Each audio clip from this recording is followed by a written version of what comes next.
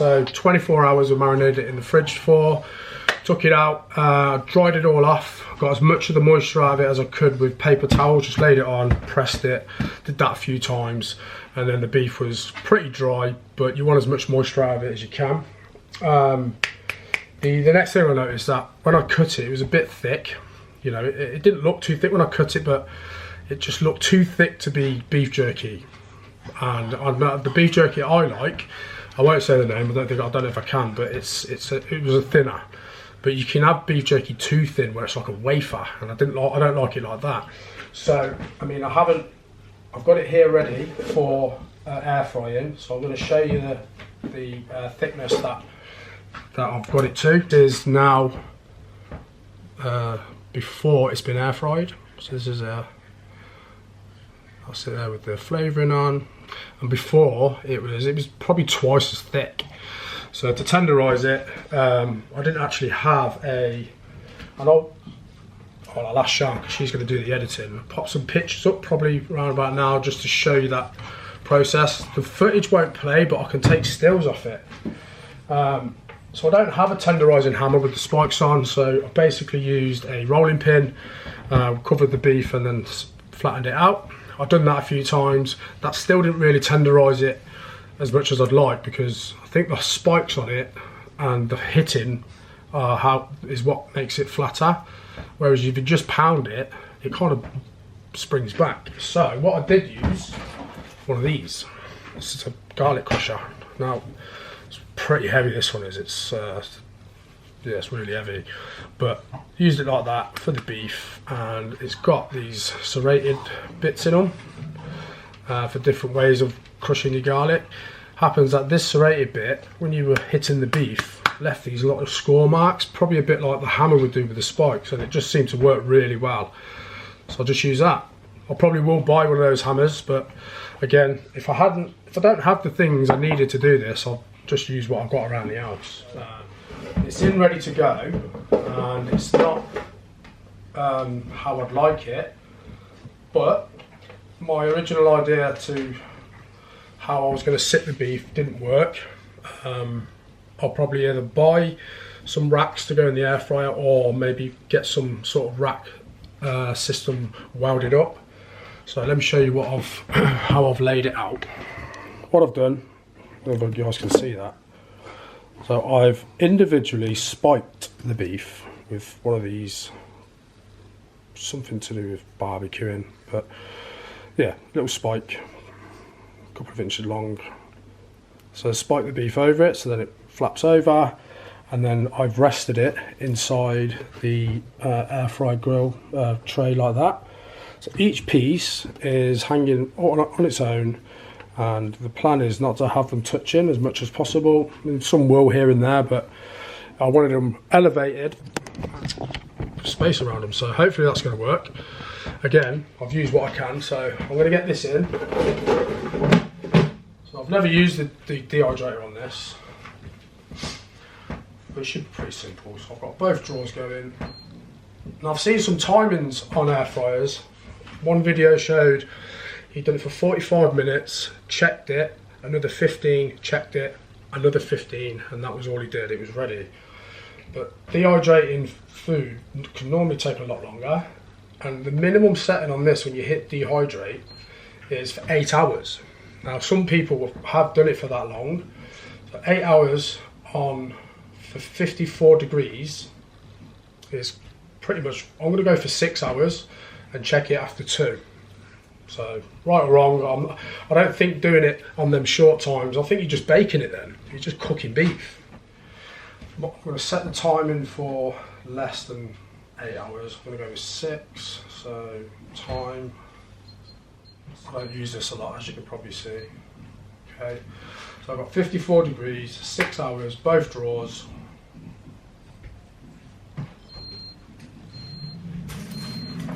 Okay, so that's off, and we're off. It's in there. Just get some light on it again.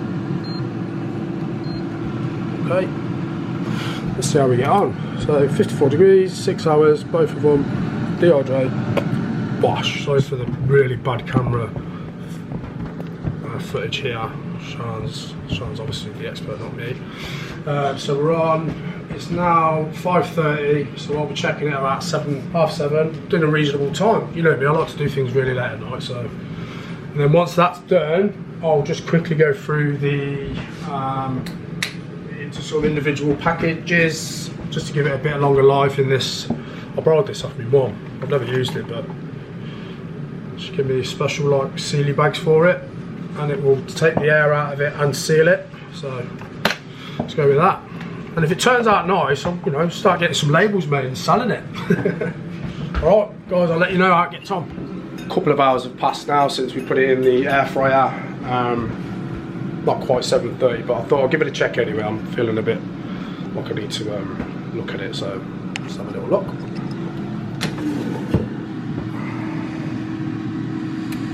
Yeah, it's definitely got a darker shade, which you expect. Any jerky I've had is always dark, but I can still see the, you know, that it's got like moisture in the beef. So we'll keep it going at that 54 degrees. Yeah, it's looking good. Jerky's got to have a bit of chew to it. It can't be crispy. It can't be rock hard where you got to tear it off. It's got to be a little bit malleable, a bit, you know, chewable. So we'll keep checking on it. Put the shirt on for the big reveal, you know. It's a big moment for me. Now, timings. So I had, basically it's taken about 4.5 hours. So not the hour or something that one video said it was. This one's 4.5 hours. I've tasted it, I've checked it, I've took a piece out, let it cool. It seems the texture and, you know, the moisture level that I'm used to. So we're gonna go ahead, stop it and get it processed. Cancel, ready. So both drawers, I'll show you guys what it looks like now. Basically, it's very dark meat. Looks like it's it just looks like dried out meat.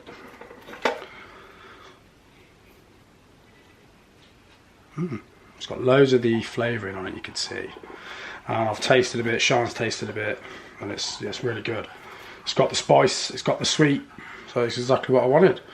Let's go ahead and get this out of there, get it off the sticks. So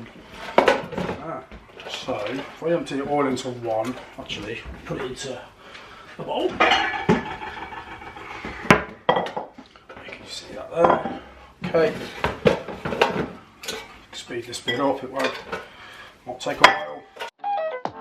Just to some of you out there have been criticising my qualifications. There we go, look, food safety. Lots of different units.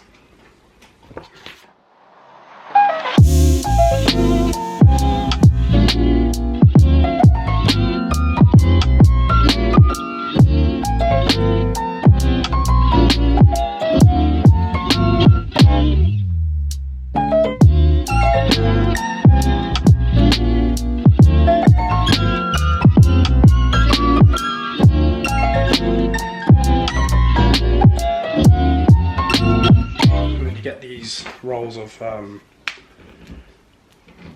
it's just a continuous roll.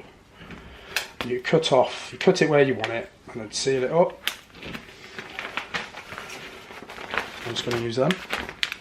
I'll do one now and I'll come back to it. Give me a sec. Just to humour myself, I thought I would weigh a pack of it out to match what you would get in a shop bought pack of another beef jerky brand, and the average pack size is 25 grams. So let's got a little scale here, little like, you know, for measuring food stuff. Let's get this on. 5 grams. It's 26 grams, and that would be like £4. That. So let's put that in a pack. And that's it. That's all you're going to get for your shop bought price. 25 grams. So I'm going to heat seal this. But Sean's bought me some, I remember when we buy it from the shop, you get those little packs of moisture capture things. Can't remember what they're called. What are they called, Sean? chain listening. But you know what I mean. To catch any like moisture. So I'm gonna put a couple of them in each pack and then get that sealed up. I won't do 25. I'll double that up at least. So I've got everything we need, all finished, packaged up. So let's get on with a bit of a taste. So give me a sec. There's someone at the door. Let's have a look what she's ordered.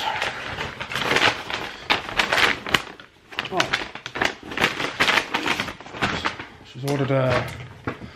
She's ordered a pack of that new Bosch beef that's just come out. Sweet and spicy Bosch beef.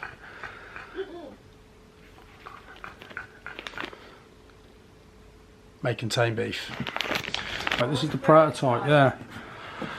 Okay, so it feels soft enough. It's cooled down now. It's like room temperature. I don't refrigerate my jerky if I buy it. The amount in here compared to what you'd get in a, I can't remember the name of one, but this is 150 grams. Yeah, 150 grams, and yeah, you get 50 grams in the smaller packs. So expensive. And I'm not sure. Do you know what? I will say how many 50 gram packs. In fact, let's just weigh it all up. Should we do that and work it out? Can you hear Rocky panting away? Okay, so let's get this in nice and gently. One pack.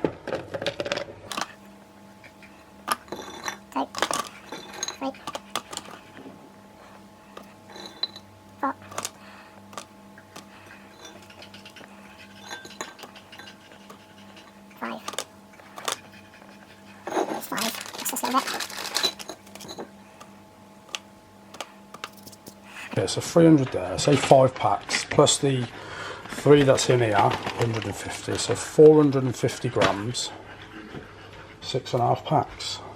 Okay, sounds about right. Sounds alright, I mean, I don't know. I never weighed the beef or any of it, as you know. I winged a lot of it. Yeah, let's go ahead and get this open.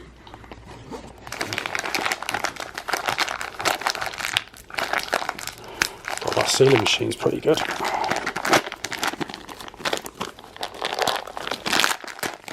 Rocky's sat here because he wants some. Some beef jerky? Sit down then. Sit. There you go. So.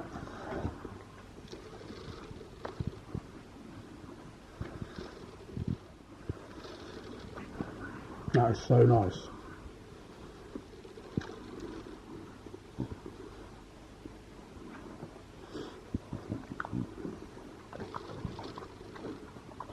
Yeah, I think the mother-in-law test is going to be the ultimate cider, so we'll get that on and get this uploaded. But that's it, beef jerky with me. Asked me to make that again, I probably couldn't. I'd make one, but it wouldn't be the same. So yeah, if you liked it, give Sian a follow, give her a like. That's it.